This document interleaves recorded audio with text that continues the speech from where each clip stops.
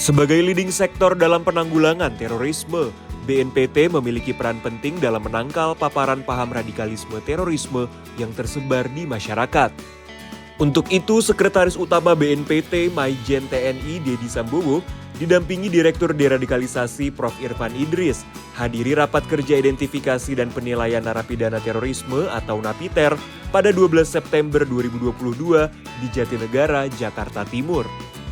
Digelar pada 12 September hingga 14 September 2022, kegiatan ini dihadiri oleh perwakilan dari Lapas Kelas 2A Gunung Sindur, Densus 88 Anti Teror Polri, Balai Pemasyarakatan Kelas 2 Bogor, Dirjen Pemasyarakatan Kemenkumham, serta Kejaksaan Agung Republik Indonesia. Dalam pertemuan ini, pembahasan berfokus pada identifikasi dan penilaian 68 napiter di Lapas Narkotika dan Lapas Khusus Kelas 2A Gunung Sindur, Jawa Barat. Membuka kegiatan, Maijen TNI Dedi Sambowo sampaikan bahwa kegiatan rutin ini diharapkan dapat meningkatkan komunikasi dan koordinasi para pemangku kepentingan, terutama BNPT sebagai pelaksana.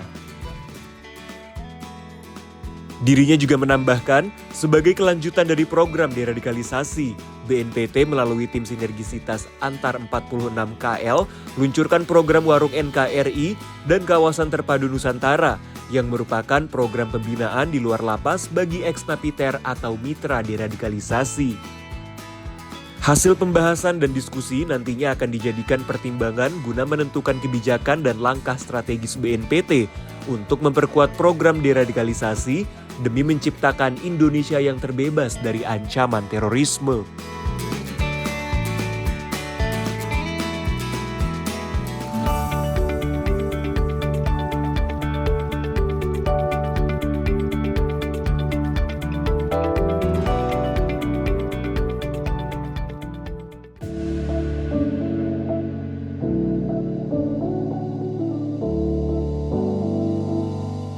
Masih dalam rangkaian kunjungan kerja ke Amerika Serikat, Kepala BNPT Komjen Pol Boy Rafli Amar beserta jajaran mengunjungi Konsulat Jenderal Republik Indonesia di kota San Francisco pada 11 September 2022. Hadir bersama Konsul Jenderal RI Prasetyo Hadi, Kepala BNPT berikan arahan terkait upaya penanggulangan terorisme melalui seminar Consular Talk keempat yang diadakan secara luring dan daring. Pada pertemuan tersebut, Kepala BNPT menyoroti bahwa kelompok pekerja migran Indonesia atau PMI lebih rentan terlibat dalam aksi pendanaan terorisme. Salah satunya melalui penggunaan platform komunikasi metaverse dan media pertukaran aset digital seperti cryptocurrency. Oleh karena itu, dirinya imbau diaspora WNI di Amerika Serikat agar dapat menghindari segala bentuk ancaman dan pendanaan terorisme di mana ada lebih dari 13.000 WNI yang terdapat di wilayah kerja KJRI San Francisco.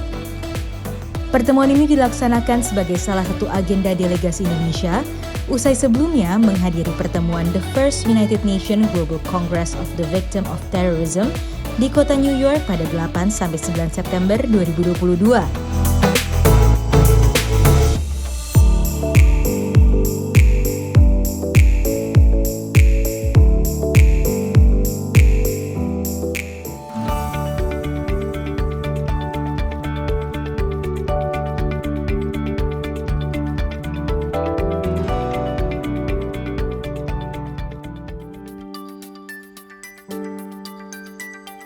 Bertolak ke kota Los Angeles, Amerika Serikat, Kepala BNPT Komjen Pol Boy Rafli Amar beserta jajaran delegasi Indonesia lakukan kunjungan kerja ke Konsulat Jenderal Republik Indonesia pada 14 September 2022.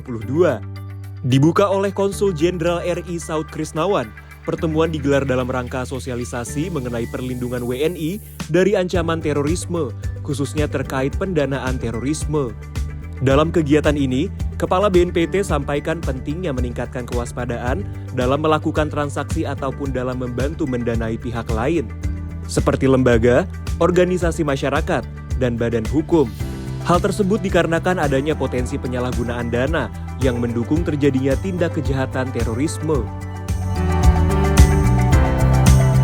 Di kesempatan yang sama, dirinya juga sampaikan BNPT sebagai leading sektor dalam penanggulangan terorisme menerapkan konsep pentahelix, yakni kerjasama dengan pelibatan pemerintah, pelaku usaha, akademisi, media, dan masyarakat dalam upaya mencegah tindak pidana terorisme sebagai kejahatan transnasional yang harus diperangi bersama.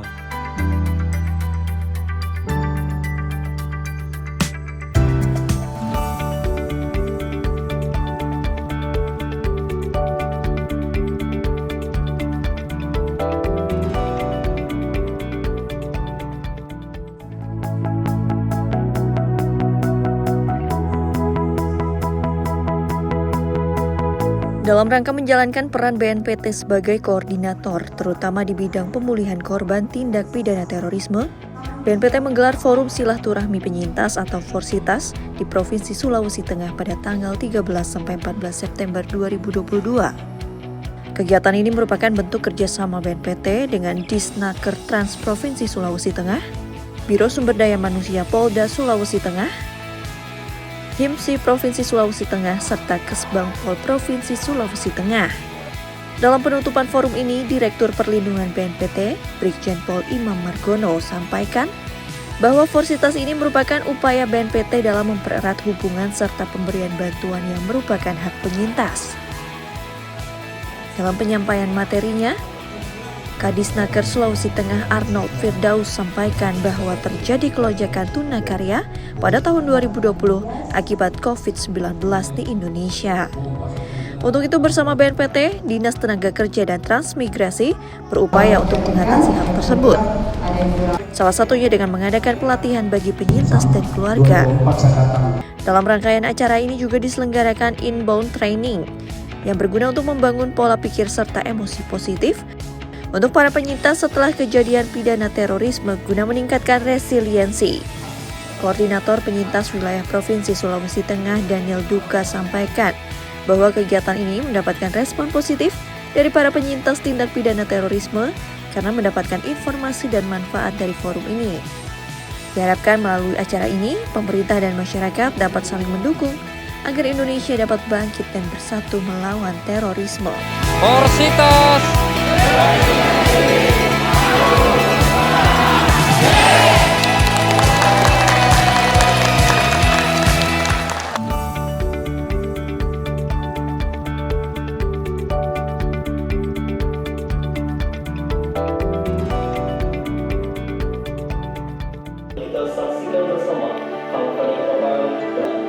Dalam usaha menanggulangi terorisme, BNPT terapkan konsep kerjasama multipihak atau pentahelix yang meliputi pemerintah, pelaku usaha, media, masyarakat, serta akademisi.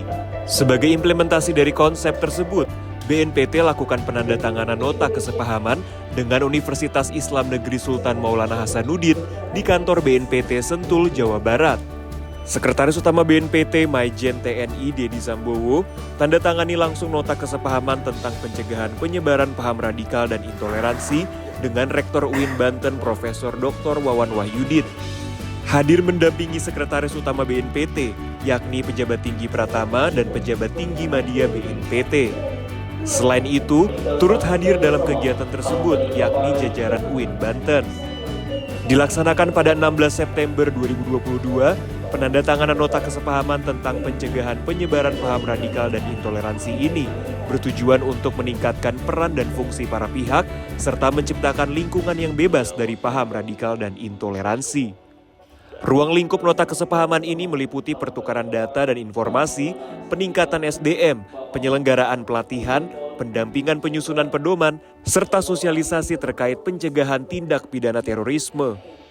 Sekretaris Utama BNPT Maijen TNI Dedi Sambowo sampaikan bahwa kerjasama ini merupakan hal yang penting untuk melindungi generasi muda dari paparan paham radikal intoleran, karena generasi muda ialah aset bangsa menuju Indonesia emas. Senada dengan pernyataan tersebut, Rektor UIN Banten Profesor Dr. Wawan Wahyudin sampaikan bahwa dibutuhkan kolaborasi dan sinergi untuk mencapai Indonesia emas. Dengan kolaborasi ini, diharapkan lingkungan aman dapat tercipta dan bebas dari ancaman penyebaran paham radikalisme.